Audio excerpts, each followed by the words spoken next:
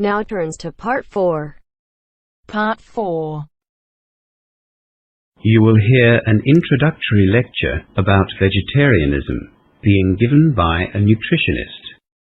First, look at questions 31 to 40.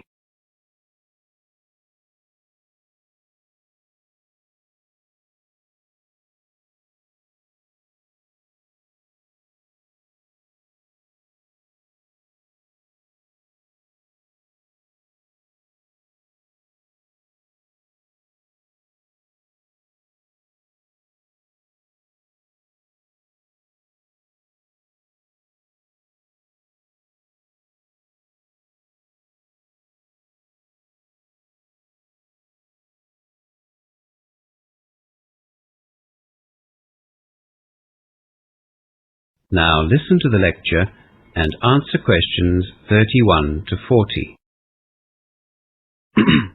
You will all have a vague understanding of what being a vegetarian is all about. Vegetarianism has been practiced for thousands of years. The simplest definition is someone who doesn't eat meat, of course. But does abstaining from eating meat include seafood and chicken? The fact of the matter is that people adopt the label vegetarian but still eat meat, at least to varying degrees. Within true vegetarianism, that is where a vegetarian is someone who doesn't eat any meat at all, there are three subgroups. A lacto-ovo-vegetarian eats no meat but does consume dairy products and eggs. The second subgroup, lacto-vegetarians, also don't eat meat, but while they will consume dairy products, they don't eat eggs. And then, of course, there are vegans, people with a strict vegetarian diet that don't eat any animal product or byproduct, including honey. In fact, they don't even wear woolen, leather, or silk garments. So just keep in mind that there is an obvious sliding scale here when people talk about vegetarianism. There are those that perhaps like to think of themselves as vegetarian just because they don't eat red meat, right through to those strict vegans who will only eat vegetables, fruit, beans, or pulses. That is, food that has been grown. For our purposes today, we'll be talking about vegetarians as those people who don't eat any form of meat at all, red meat, fish, or poultry, but do use dairy products and eggs. Lacto-vegetarians and vegans are not in the majority anyway. With that definition in mind, let's review the myriad of reasons given for adopting a vegetarian diet. These include all sorts of preposterous theories that claim all humans should be vegetarian simply because it's natural, or that humans are naturally vegetarian because biologically we resemble plant eaters. In the real world, vegetarians, generally speaking, accept that humans are omnivores. They are capable of eating both plant and meat foods. Statistics show that the majority of vegetarians have adopted a vegetarian diet because of their religious beliefs, as in the case of Hindus and Buddhists, for example, or because of health-related concerns. That is, they see vegetarianism as a healthier alternative. Look, that's not to say there aren't other reasons. Some people just don't like the taste of meat, and others simply can't afford to buy it. A significant number of vegetarians are animal liberationists who are against the killing of animals for human consumption. These vegetarians have taken the step of refusing to eat meat, and in doing so, show that they don't condone those killings. They see the whole industry as barbaric. In the past, at least in my social circle, such a cause was seen as noble, and many of us held vegetarians in high regard. They lived up to their beliefs.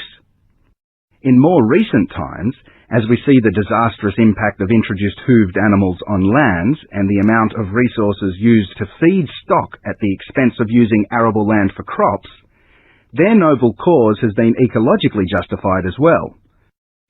Land resources, and arable lands in particular, are scarce and becoming scarcer. Perhaps it is wrong to allocate these resources to raising those animals which provide us with a food source that we can live without. But is this the case? Can we live without meat in our diet? And is living a vegetarian lifestyle indeed more healthy, as advocates would have us believe?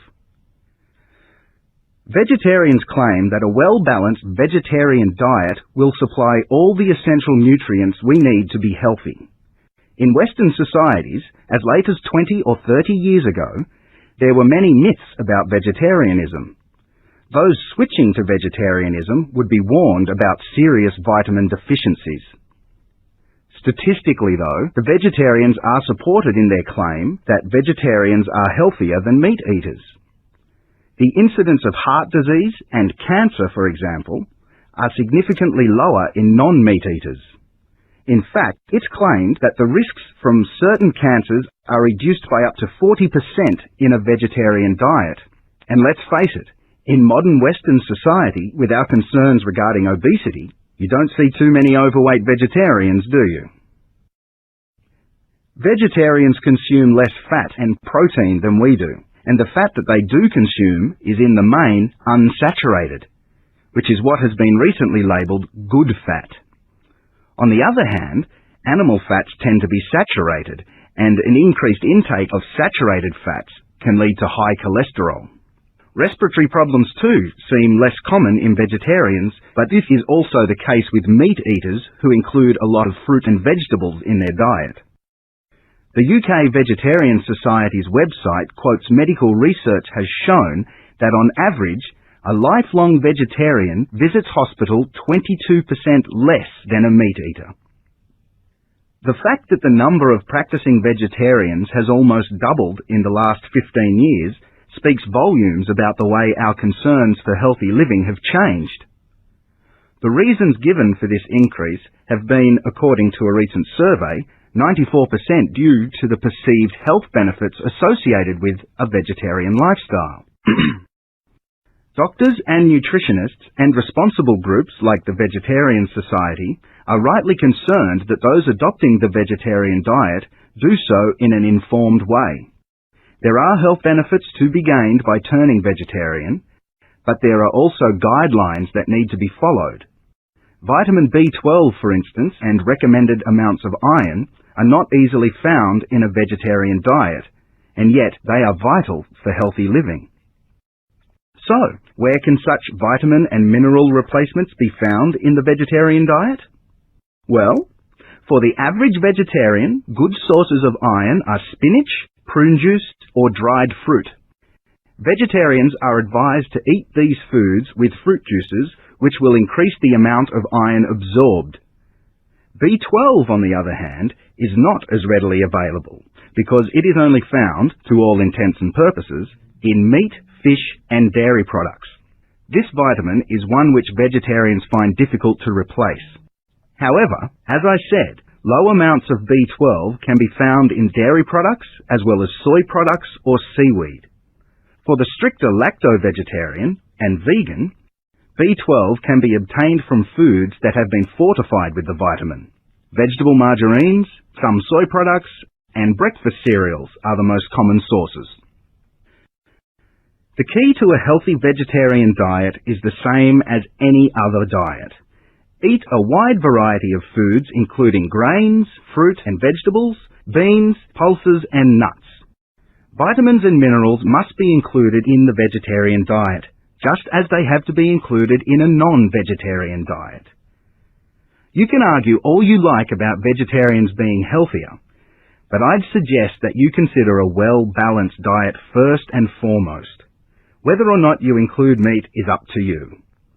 A good vegetarian diet closely matches the dietary recommendations for a healthy meat-eating diet. There's an excellent website which I suggest you look at if you want further information on vegetarianism. It's www.vegsoc.org. www.vegsoc.org.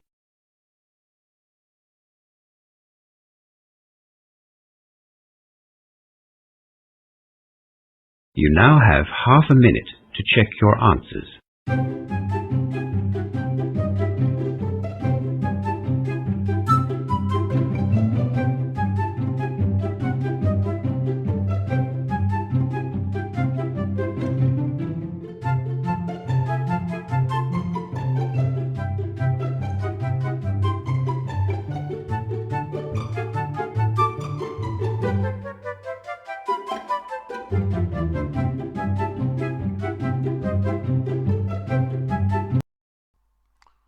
Hi, this is IELTS Bob.